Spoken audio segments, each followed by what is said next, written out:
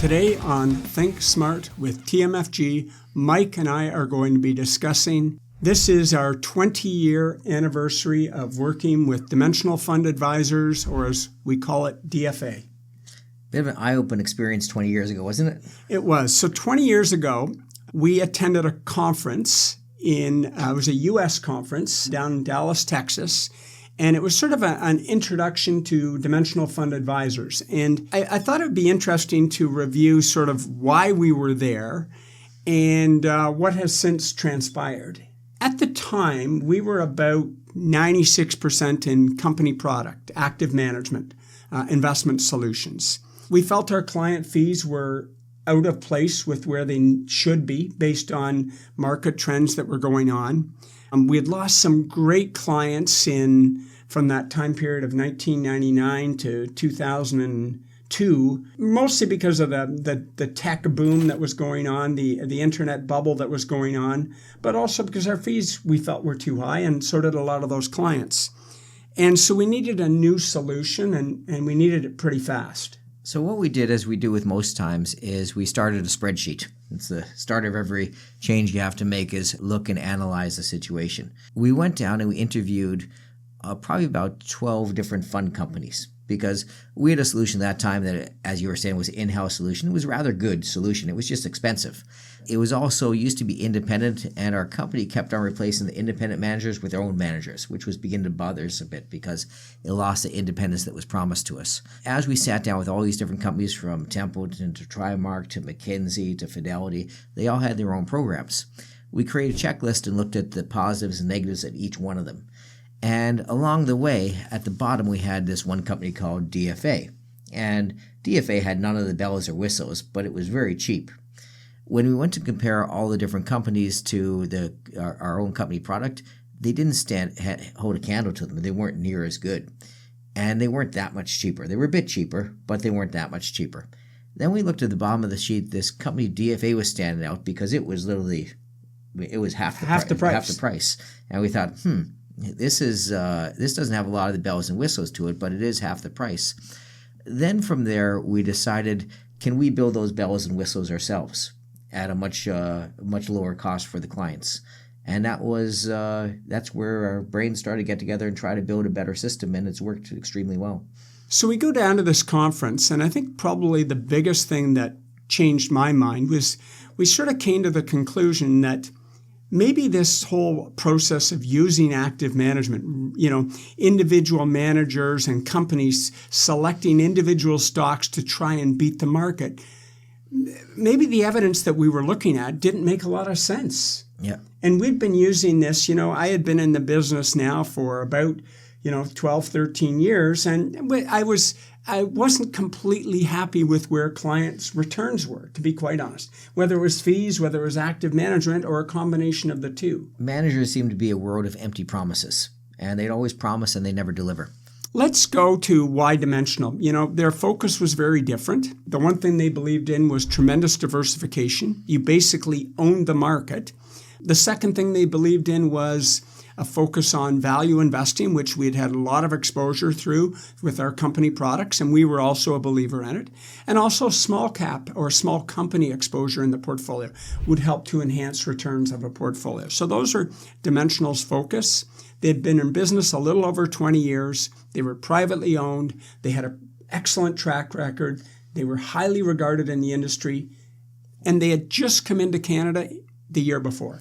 Another big thing, too, is when we were down in the U.S., again, they were brand new to Canada, so most of their advisors were in the U.S.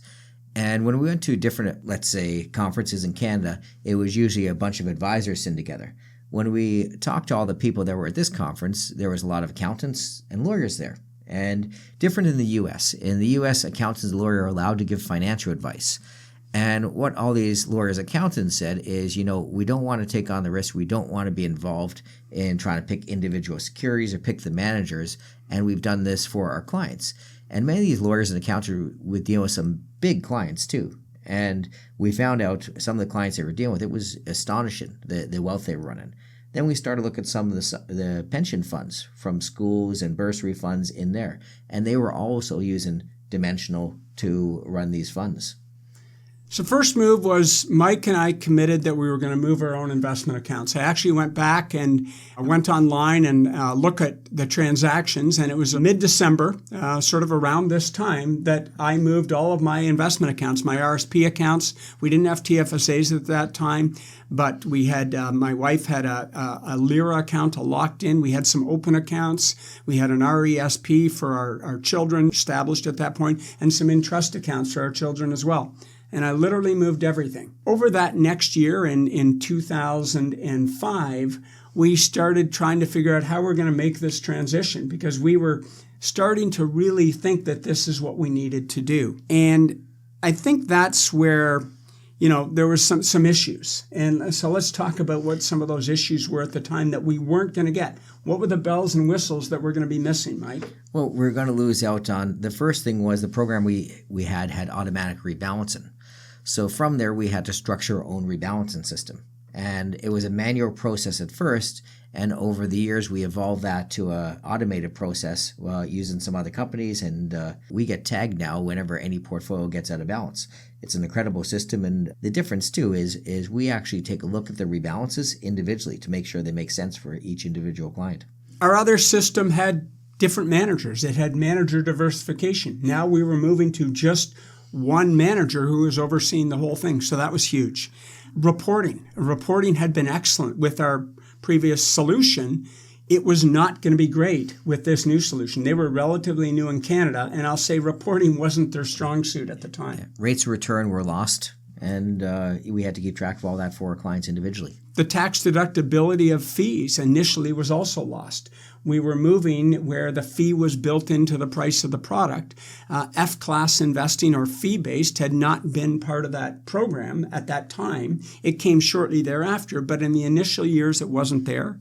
Then you have capital gain issues, because sometimes there's a tax cost to doing these. At that time, we took on a book and it still had deferred sales charge inside of it. So sometimes there was cost to get out of these funds. Our parent company wasn't happy with the change. We had been a big supporter of company product. We were a big believer in it. And Mike and I were moving our own accounts, and eventually all of our clients would transition to this new solution. So I guess if I was to look back at the 20 years, Mike, what comes to your mind as some of the best things that have happened from that relationship we established 20 years ago? I think number one was the education level that we got from Dimensional. It allowed us to start to focus on what matters, rather than focus on rates of return and portfolio managers and who's managing the funds. It let us really focus on financial plans, tax plans, things that really make a difference for the client. I think they've been a great business partner for us. They really focus. They help you, how to grow your practice, how to organize your practice, how to understand and explain what their strategy is. We're big enough with Dimensional that if we want some changes done or we think something makes sense, they'll listen to us, and they've adapted products for our needs, which is unimaginable from any other company. We talked to our company for a long time to make adjustments to the product, never did. And within DFA, if we need something and it's going to be helpful and advantageous to everyone and not cost clients money, they're willing to take a look at that. The fee change has been huge. Fees are down 50 to 75% from where they were back in 2004. Dimensional alone, since we started working with them, has lowered their fees by 50%. We used to pay about 65 basis points initially for the Dimensional product. Today we're down to 30 basis points. They've done everything. I can't say this of anyone else in the financial industry. They've done everything they said. All the promises they've kept. And, they have value to it, so sometimes didn't work out for a few years, but they said, we're going to stick with it and wait till that stuff comes into play. And everything they said they would do, they've done, which is impressive. So what have our clients received? Lower fees, better diversification. Our equity portfolios today own over 13,000 different companies across the world. Even our bond portfolios have over 1,000 holdings. Better reporting, lower annual tax bill because of lower distributions. There's really no conflicts of interest. We're not tied to them. They're not tied to us. I think that's a big one. I don't think people realize how much of a problem it is as they go and you go with your bank and you go into a bank product. What choice does your bank have? If that product isn't doing well, what can your bank do about it? They're stuck in there, right? There's no DFA doesn't pay us a dime. We only use DFA because we feel it is the best solution. It would be in both our interest and our client's best interest if it wasn't going to be the best performing area to be in over the next 5 years or whatever we're looking at. It would be of both our interests to not use it. And until this day, it's always been in our best interests. At the end of the day, it's resulted in better investment returns. I can say that. Our financial plans now work, which is always one of the things we've been trying to accomplish. And I guess the other thing that they've been really helpful with is giving us the tools to help clients stay invested, to stay in your seat.